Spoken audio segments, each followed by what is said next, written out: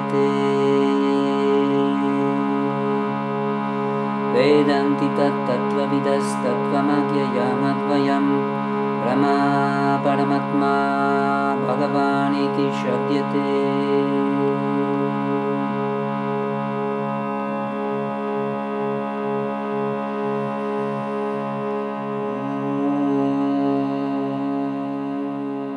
Mia isola, mia terra, mio universo,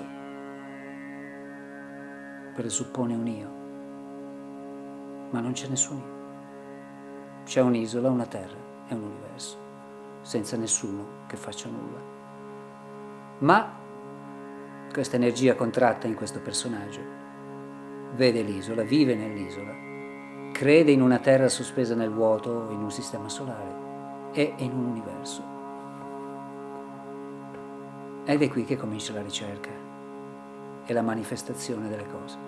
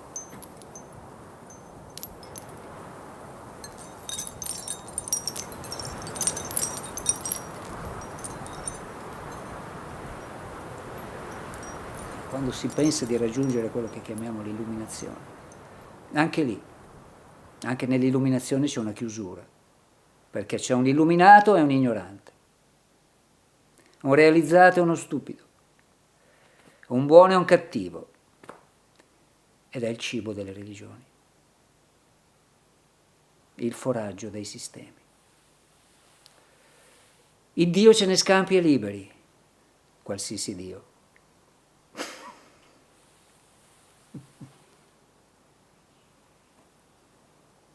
Monte Arci e la Sardegna mi hanno permesso di essere, più che insegnarmi a essere qualcosa. Mi sono sentito libero di essere, senza definizione. Al di là delle nazionalità, dei confini di terra, colore della pelle e cultura o religione. L'insegnamento che ho ricevuto e che sto vivendo tuttora è questo: essere. Sì, essere se stessi, senza definizioni. Definire, finire, vuol dire limitare, autolimitazione. E questo è un regalo straordinario, proprio veramente impagabile.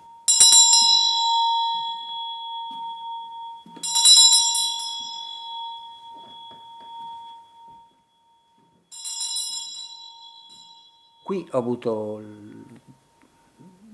i primi sentori di un senso di appartenenza non locale, un termine che uso proprio associandolo alla fisica quantistica, perché la non località, così come è stata esperita, sperimentata dalla fisica quantistica, è la possibilità di essere uno, tutt'uno, indistinti, non separati. Perciò isola, terra, universo, tutt'uno, è uno, apparentemente separati, apparentemente.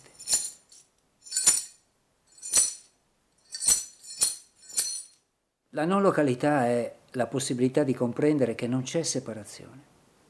Isola, continente, terra, galassia, è una definizione spazio-temporale.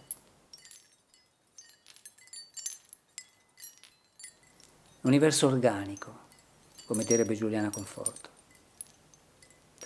È un organismo, una forza vivente, brulicante, vibrante, sempre, tutta, selvaggia.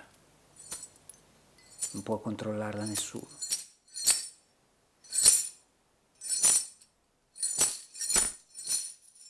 Non c'è separazione tra il trasportatore e il trasportato, perché non c'è separazione tra soggetto e oggetto. Il soggetto è l'oggetto è il soggetto, apparentemente separati. Questa è la dualità del cosiddetto mondo spazio-temporale. È sempre luce. Anche il buio è luce. Anche il buio è luce.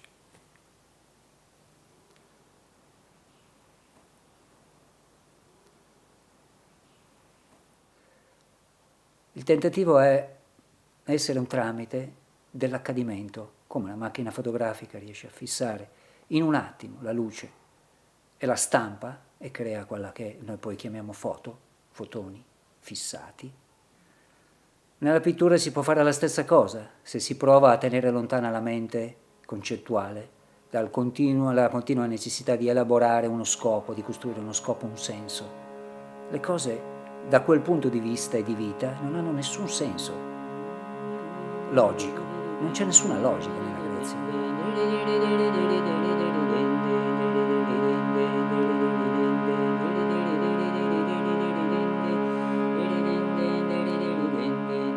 La realtà fisica è anche metafisica. Fabrizio, strutturato, ego, io sono Fabrizio, vivo ai piedi del Monte Arci, ho 61 anni.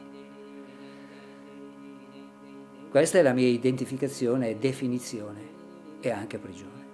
Perciò questo Fabrizio nasce, si sviluppa e muore. Ma è solo questa apparente forma che nasce, si sviluppa e muore. La realtà non ha nascita, non ha tempo. Si manifesta attraverso questa forma e si estingue, si dissolve, ritornando a se stessa. Pax. E questo dà pace. E questo è pace.